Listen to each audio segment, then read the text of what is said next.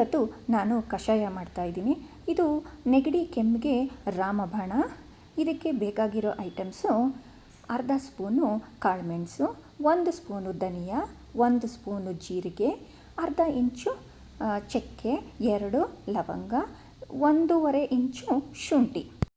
ಇವಾಗ ನಾವು ಕುಟಾಣಿಯಲ್ಲಿ ಹಾಕ್ಬಿಟ್ಟು ಇದನ್ನೆಲ್ಲ ಪುಡಿ ಮಾಡ್ಕೊಳ್ಳೋಣ. ಇದು ತರಿಯಾಗಿ ಪುಡಿ ಮಾಡ್ಕೋಬೇಕು.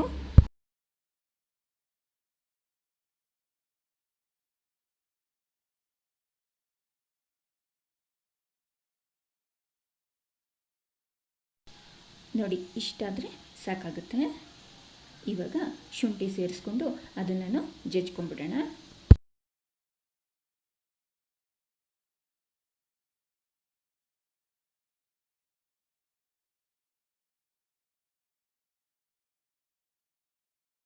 ಪಾತ್ರೆಯಲ್ಲಿ 2 ಗ್ಲಾಸಷ್ಟು ನೀರು ಹಾಕಿ ನಾವು ಕುದಿಯೋಕ್ಕಿಡಬೇಕು.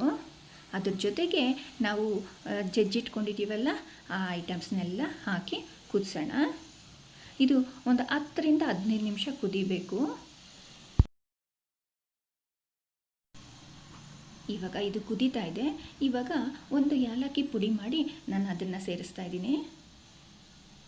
ಚೆನ್ನಾಗಿ ಕುದಿಬೇಕು. ನೋಡಿ, ಇವಾಗ ಕಲರ್ ಚೇಂಜ್ ಆಗಿದೆ. ಇವಾಗ ಕಷಾಯ ರೆಡಿ ಆಗಿದೆ. ನಾವು ಸರ್ವ್ ಮಾಡೋಣ.